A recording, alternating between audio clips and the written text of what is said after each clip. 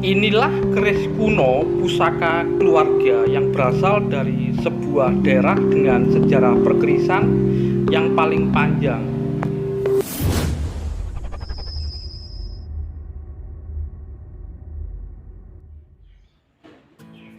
Rahayu, Rahayu, Rahayu. Ketemu lagi dengan saya Teddy Wahyono di channel tempat mengenal keris dan pusaka Nusantara lainnya dengan akal sehat dan hati terbuka. Nah, kali ini saya akan membahas sebuah keris yang sangat sepuh ya, sangat kuno ya. Dan ini adalah salah satu peninggalan keluarga saya yang bisa dibilang cukup tua ya. Jadi selain yang dari era Pajajaran dulu ya.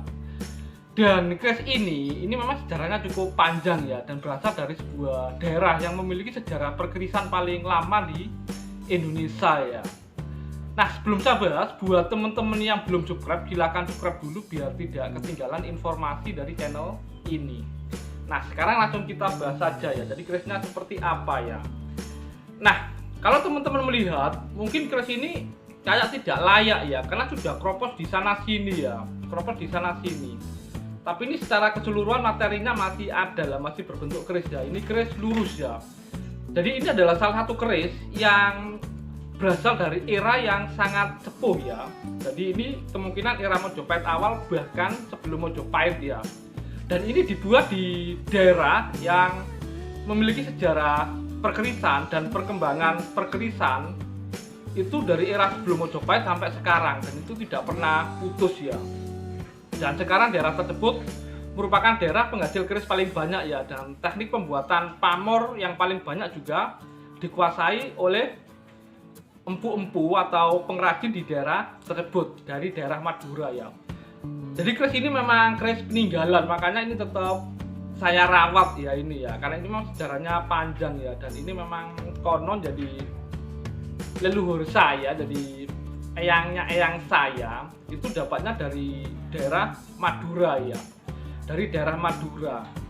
Dan kalau teman-teman baca di ensiklopedia keris sendiri, itu memang Madura itu adalah salah satu daerah yang sejarah perkerisannya bisa dibilang paling panjang ya. Itu sebelum zaman Mojopahit, mereka sudah menghasilkan keris ya, dan sudah banyak empu keris sampai saat ini, sampai detik ini ya. Dan itu tidak pernah terputus. Jadi dibandingkan daerah-daerah lain, cuma Madura yang sejarah perkerisan atau perkembangan perkerisannya itu paling lama ya. Makanya sekarang kayak pembuatan teknik pamor yang paling banyak yang cukup bagus itu juga dari Madura asalnya ya.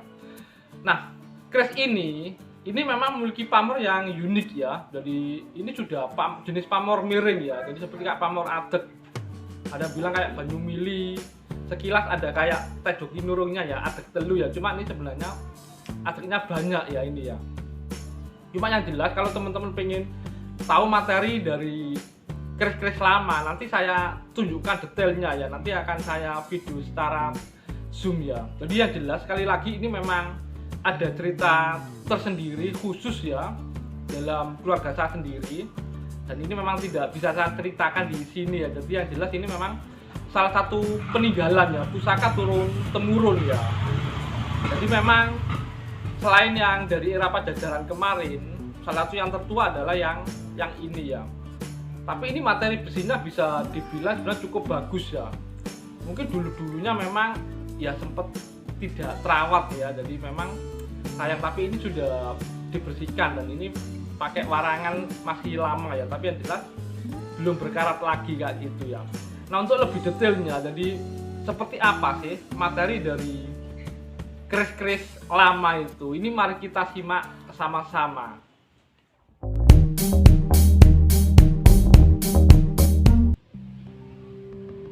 Nah, ini adalah detail warongkonya ya.